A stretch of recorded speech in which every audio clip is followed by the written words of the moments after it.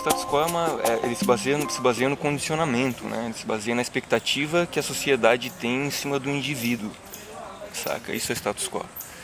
Porque todo mundo, mesmo quando você está num relacionamento, você não ama a pessoa. Na verdade, você ama o que você espera que a pessoa seja. Né? E na minha opinião é isso que destrói a maioria dos relacionamentos, cara. Que chega uma hora que você não entende mais a mulher, a tua companheira ou o teu companheiro, porque não está casando com a expectativa que você tem dela. Isso acontece, não é só no relacionamento, acontece na família também. É muito difícil você ver um casal que tem um filho e que você cria esse filho livre, sem expectativa. Né? Porque a expectativa dos pais já é um condicionamento, já é um status quo dentro da família daquele indivíduo. Então, como eu estava falando pra ti, cara, tipo, meus pais são figuras fenomenais, assim, eu tenho um amor por eles imenso. Mas desde que eu nasci, eu trabalho na empresa do meu pai desde os 12. Né? Então... Fazendo o quê?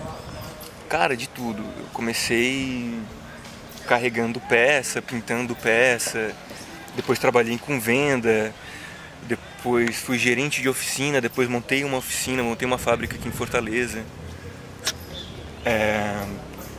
Me deu dinheiro, me deu uma grana legal. Só que chegou um ponto assim no final do ano passado, cara, que eu vi que eu tava tristaço, eu tava na merda, que eu não tava fazendo uma coisa que eu queria. Eu tava querendo superar uma expectativa que não era minha. E se você pegar minhas duas famílias, tanto a família do pai como a família da mãe, são famílias de empresários e que todos os filhos trabalham ou trabalharam dentro da empresa. E na minha família não foi diferente, a expectativa era a mesma. Meu pai tem uma empresa e os filhos são sócios e os filhos tiveram que trabalhar lá dentro. Com exceção do mais novo, que ele conseguiu escapar desse condicionamento. Eu acho que eu fui artista desde sempre, assim, desde o começo, cara. Eu era uma cobrança muito grande, uma cobrança porque eu tinha que superar essa expectativa. E se você olhar na sociedade, como a gente estava conversando, agora há pouco tu falou uma coisa muito bacana. Será que esse cara que é um ninguém na vida, ele realmente é um merda? Ou na verdade ele estava querendo superar uma expectativa, ele acabou, por conta dessa pressão que ele fazia nele mesmo, ele não descobriu o talento dele. Ele não descobriu por que ele veio pra cá. Saca? Porque eu tava sempre querendo fazer uma outra coisa. Porra, eu tenho que trabalhar, eu tenho que ter emprego, eu tenho que ser funcionário público. Eu tenho que ser funcionário público, cara, porque eu tô garantido. Eu vou ter férias, meu salário não vai atrasar e tal. Então acho que a sociedade precisa de pessoas que questionem isso, que tragam uma visão diferente. E o questionamento não é pegar e falar, não deve existir padronização. Mas eu acho que esse padrão tem que estar sempre mudando, tem que estar sempre sendo chacoalhado, saca? Eu acho que tem muito a ver com necessidade, né? Tem pessoas que precisam disso, que precisam de uma religião, de uma referência pra aumentar a autoestima. E de uma religião assim mais forte, mais alicerçada. Como é o caso das igrejas evangélicas. Mas eu não sei, cara, eu não consigo me prender a uma dessas religiões, assim. Tem um ditado que fala que Deus criou duas coisas maravilhosas, a fé e o amor. Aí veio o diabo e fez o homem confundir fé com religião e amor com casamento. Bem por aí. Eles institucionalizaram, né, cara? Eles burocratizaram a parada. E o mais interessante é porque a maior parte como é que se chama? Dos profetas das religiões, eles vieram com uma mensagem muito bacana, assim, de tolerância, de amor, como você falou, e de querer bem ao próximo. Mas a partir do momento que você torna um pensamento institucional e você tira o livre-arbítrio da pessoa de interpretar aquela palavra como ela bem quiser e da melhor forma possível para ela, a mensagem fica fria. Porque não é mais o que você está pensando, é o que o pastor está pensando a respeito daquilo. Então você acaba perdendo o livre-arbítrio nisso. Mas é como eu te disse, tem gente que precisa. Tem gente que precisa que tu pegue ele e fala, olha, eu tenho que parar de tomar cachaça e você vai me dar 10% da tua graninha pra isso. Então acho que é como se fosse um mal necessário, assim, a religião. Precisa. Eu acho que eu estava falando contigo uma vez sobre a Bíblia, né, cara? E como a Bíblia é um livro fenomenal, cara. Se você lê a metáfora de Adão e Eva, tipo assim, ali tá a evolução. Você vê a evolução do homem naquela parada. Tinha um homem e uma mulher, que provavelmente eram aqueles primatas muito antigos, né, os nossos ancestrais. Até que chegou uma mulher e ela foi a primeira a experimentar do conhecimento, cara, do fruto do conhecimento. Ela foi a primeira a começar a pensar, né? Depois que ela provou daquele fruto, ela ensinou aquilo para outras pessoas. Ela ensinou o conhecimento, ela ensinou o raciocínio, né, para o Adão, que era o companheiro dela. E lendo aquilo, cara, aí o pessoal já começa a interpretar o fruto do conhecimento, o fruto da árvore do conhecimento do bem e do mal. Porque você só sofre, cara, se você souber o que é bem e o que é mal. Né? Todo sofrimento vem daí. Então ela pegou e ensinou o homem dela, o companheiro dela a pensar. E foi um gesto de carinho profundo. E veio uma igreja, veio uma instituição e falou, olha, na verdade o fruto é o sexo e a mulher é impura porque ela começou a trepar com Adão. Então tem uma inversão de valores muito grandes, cara. É por isso que eu te digo de novo, tu tem que ter o livre-arbítrio para abrir um desses livros sagrados e interpretar da maneira que é melhor para você. Sem ter uma prisão, sem ser prisioneiro ideológico de um cara que na maioria das vezes é homofóbico, é racista e que tem uma liderança estupenda, né? Mas se você for pegar ele eticamente, assim, não é em todo caso, mas geralmente eles são muito cabeça fechada, assim, nesse aspecto. Aí tem um outro aspecto muito interessante, cara, que eu acho que céu e inferno, eles não existem. O céu e inferno é aqui. Saca? O céu e inferno tá na tua cabeça. O céu e inferno é... Sei lá, se você tem um momentozinho de depressão, aquilo é um inferno. Se você tá, sei lá, apaixonado por uma guria, se você tá com a tua família se divertindo, se você tá conversando com amigos, aquilo é o céu. Pra mim esse é o significado do céu, é você estar bem. Né? Aí tu voltando para Jesus. Jesus disse, porque da tradução do aramaico para o latim, no aramaico Cristo dizia, o reino dos céus está dentro de vós. No latim ele falou que estava no meio de vós. Ou seja, céu e inferno, quem cria isso tudo é você mesmo. São as situações que você vivencia, a maneira com que você lida com as pessoas e consigo mesmo. Não é uma coisa que você vai morrer e você vai ficar ardendo durante a eternidade. A eternidade é agora, a eternidade é a tua vida. Né? A eternidade é esse momento que a gente está passando, essa eternidade individual de cada um. Já visitou o inferno? Se eu já visitei o inferno? É. Já visitei algumas vezes. Já visitei sim, quem nunca, né, cara? Quem nunca, sei lá, quem nunca... Eu tive depressão por um tempo, cara, que uma merda. Aquilo é inferno. Entendeu? Acho que se fosse pra ficar numa brasinha assim, durante a eternidade, não seria tão ruim quanto aquele tempo que eu passei. Mas já tive, sim. Mas a gente aprende com isso, né, cara? Tu bate no ferro, o ferro fica mais forte.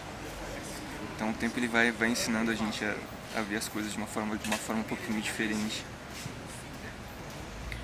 Porque no final das contas, dói, mas é bom, né, cara? Dói, mas é gostoso. A dor faz você se sentir vivo. Exato. Mas tem um comentário, às vezes, maldoso que fazem, que quem trabalha com arte tem que ser triste, tem que dar alegria. Tem essa contradição. Sabe, cara, eu acho isso muito interessante. Eu acho que não tem que ser triste. Eu vou te dar o meu exemplo. Eu, quando eu não tô eufórico, cara, eu sou muito mais criativo do que quando eu tô alegre, assim. Né? Que eu acho que esses momentos não de tristeza, mas que tu tá sentindo uma melancolia, é porque é uma necessidade de você produzir alguma coisa. Né? Então esse momento, essa melancolia, se você transformar isso em ação, sempre sai alguma coisa legal. Então, tanto que quando eu tô alegre, eu tô eufórico, eu vou beber. E quando eu tô bebendo com amigos, eu não produzo nada, né, cara? É só filosofia de boteco. Ah, tem coisa boa que você de boteco. Cultural. É cultural. Agrega o valor da companhia, né, dos teus amigos. Mas eu gosto, eu curto. Eu acho que faz parte, assim, sentir um pouquinho de tristeza, sentir muita alegria e também sentir um pouquinho de tristeza, eu acho que faz parte da vida. E tua arte vem de tristeza ou de alegria? A minha arte, cara, eu sou muito feliz com o que eu faço, cara. O que eu faço me deixa muito feliz. Mas durante o processo, né, tipo, algumas coisas que eu crio, alguns cacos e até o personagem, ele é um processo que eu gosto muito de fazer, mas ele é meio doloroso. Aquela coisa de se debruçar em cima de um texto e ficar pensando, porra, como é que eu vou fazer isso? Como é que vai ser a entonação dessa fala? Como é que vai estar o meu corpo? Ele é legal, mas eu confesso que eu sinto assim uma pontinha de dor, uma pontinha de... Ele não é todo alegre. Então acho que faz parte, sim. Acho que... Mas a melhor parte é o resultado, cara. Quando o resultado, ele dá um resultado satisfatório, assim, aí é a cerejinha do bolo que você coloca. Afinal de contas, fazer um bolo não é tão divertido quanto comer, né? O resultado é sempre melhor. Tem algum papel que tu queira fazer? Cara, tem 3 papéis que eu acho fenomenais. Não é 3 papéis, 3 coisas assim que eu acho que seria um desafio muito grande. O primeiro é nu. Eu acho, se tiver uma proposta assim legal, eu gostaria muito de fazer um nu. Porque a gente tem muito pudor, né, cara? A gente cresce aquela coisa de, pô, você tem que estar vestido.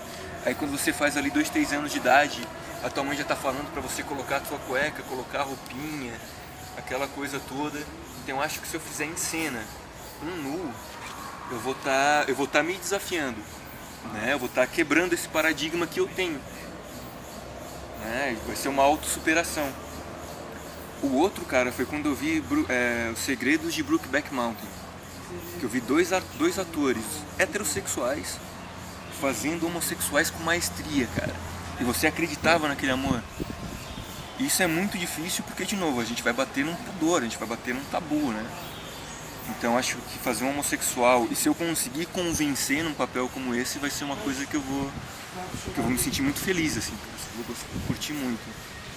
E a terceira, que eu acho que a minha necessidade mais urgente é um papel que me desconstrua, sabe? Desconstruir beleza, desconstruir tudo, uma coisa tipo um paraplégico, saca? E criar uma história em cima de um cara que ele não vai usar de muita expressão corporal, ele não vai ser ele não vai ser um papel belo, né? Não vai ser aquela coisa que você vai estar fazendo caras e bocas. Então ele vai desconstruir tudo que eu sou para criar uma coisa nova. Então são esses 3 desafios que eu tenho. É um nu, um homossexual e alguém muito doente, assim, um tetraplégico, uma pessoa com Alzheimer, esquizofrênico, sabe, um desajustado social completo. Tem um pensamento, eu vou dizer uma coisa, cara, eu tenho uma resistência do caralho com o academicismo. Porque o academicismo é repetição, né, cara? Tipo assim, você vai fazer uma monografia de conclusão da tua faculdade, da universidade que você fez e estudou durante 4 anos, e você tem que repetir exatamente tudo aquilo que você estudou. Você não pode criar nada, você não pode... É uma coisa muito, muito limitadora. E eu acho que na arte não, cara, principalmente na arte, porque a arte qualquer forma de arte é o movimento mais vanguardista que existe, porque o artista ele tem que ser primeiro questionador. Se ele não for questionador, ele não é artista, cara, ele é um mero repetidor. Então, provavelmente, de quem você escutou isso, ele tá só repetindo. É uma coisa que eu acho interessante em termos de estudo, cara, é quando você rotula os tipos de arte, né? Tipo, tem o expressionismo, tem o impressionismo. E quando eu tava em Amsterdã, eu fui pro Museu do Van Gogh. E Van Gogh ele é considerado expressionista, né? Cara, não é expressionista, ele é vangoguista, cara. Não tem nada como aquilo que o cara fez, não tem nada, não existe. Então, a arte tá mudando, cara. E a arte muda com a sociedade, muda com o ser humano. Conhece um livro chamado Erva do Diabo? Já ouvi falar. Que é sobre um alucinógeno indígena do México. Que eles usam pra entrar em contato com Deus. Ah, tô ligado. Como é o nome daquilo? É o... Peyote. Que vem do cacto e tal, né? É. Muito legal, eles falam muito sobre isso. Que o peyote mostra seu lugar no mundo. Que todo canto que você vai, você tem um lugar. Você precisa uma sua energia maior. Muito legal esse curso. Aí você entra em contato com o seu totem e tal, né? Geralmente é uma forma animal. Umas paradas bacanas mesmo. Quem fala muito sobre ele é o Castanhedas. Carlos Castanheda. Fala muito desse alucinógeno. Ah, mas o Brasil também tem, cara, e é indígena, que é o Santo Daime. Você já tomou? Tenho vontade, eu tomei rapé um tempo, usei rapé. Que é uma erva também que... Mas ela é mais pra limpeza nasal do que pra... Rapé é tabaco, não é tabaco em pó que você cheira? Eu uso bastante. Cara, eu tomei 2 vezes, bicho. Peyote? Não, tomei Santo Daime. E aí? Cara, foi muito louco, assim. Primeira vez eu tava com uma galera, tipo, a gente tinha bebido antes e tal.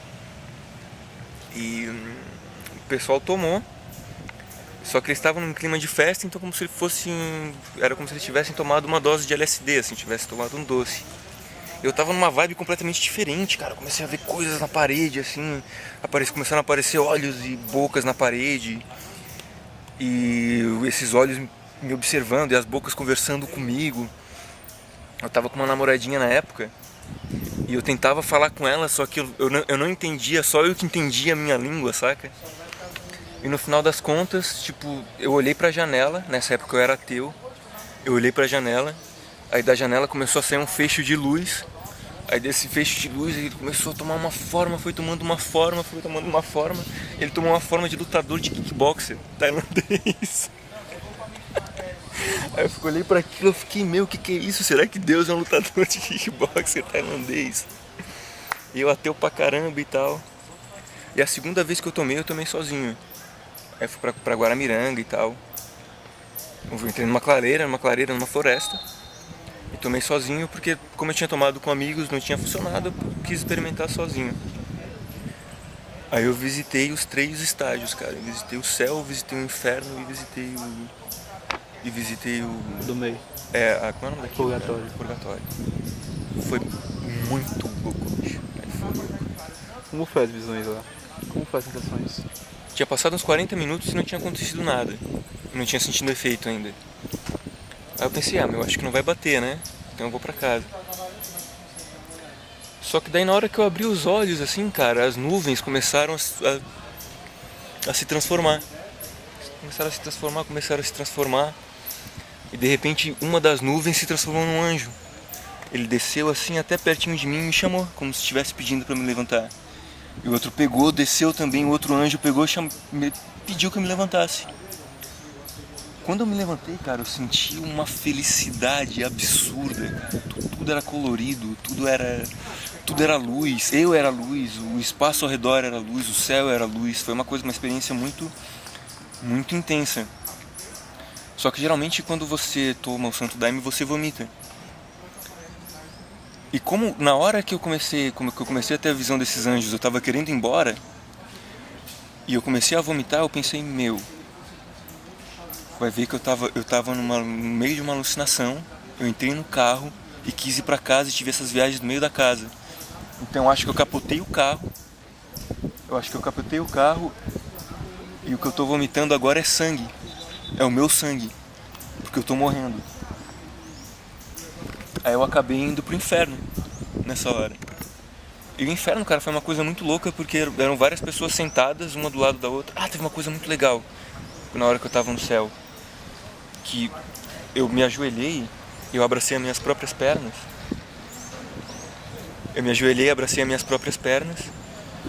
E eu vi um templo dentro de mim, cara, dentro do meu coração. Um templo enorme, infinito, assim. Sabe aqueles pilares romanos? Os pilares romanos enormes, assim, que iam até o infinito no céu.